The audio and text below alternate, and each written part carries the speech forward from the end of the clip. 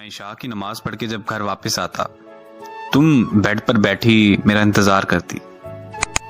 मैं तुम्हें देखकर मुस्कुरा देता और सलाम करता, फिर तुम्हारी आगोश में आकर बैठ जाता। कुछ बातों के बाद तुम्हारा हाथ चूमता, फिर तुम्हारे लम्स की खुशबू महसूस करता।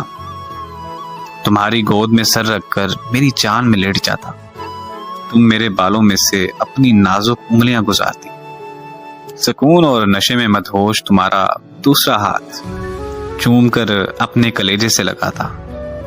तुम हंसती और कहती, आप भी ना।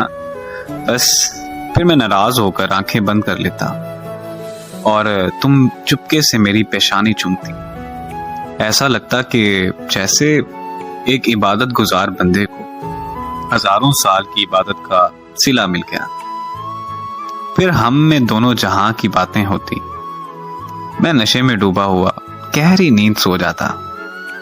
तुम समझती कि मैं जाग रहा हूं और बोलती चली जाती, कभी हंस देती और कभी अपने लम्स की खुशबू मेरे चेहरे पर निशावर करती।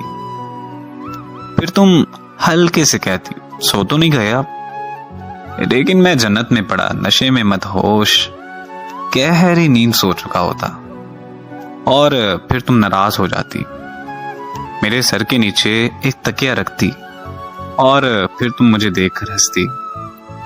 एक बार फिर से तुम मेरी पेशानी चूमती और मेरे आगोश में लेट जाती। एक हसीन सुबह हमारे इंतजार में होती। मैं उठकर तुम्हारा हाथ पकड़ता, तुम जल्दी से अपना हाथ छुड़ा लेती, मुंह मोड़ लेती मुझसे। मेरी तो जैसे जान ही निकल जाती और मैं पूछता कि क्या हुआ भाई, मगर तुम्हारी तरफ से कोई जवाब ना आता।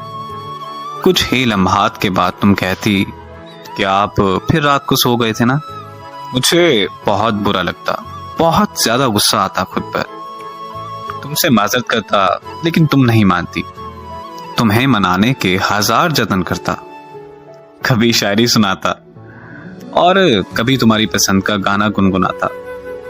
फिर मेरी जान तुम हंस देती तो जैसे कि एक खाक में जान आ जाती। अचानक तुम आंखों में आंसू भर लाती और मेरे सीने से लगकर रोने लगती और मुझसे कहती कि मुझे अच्छा नहीं लगता आपसे नाराज होना, लेकिन आप भी तो ख्याल किया करें ना। और फिर मैं तुम्हें अपनी बाहों में भर लेता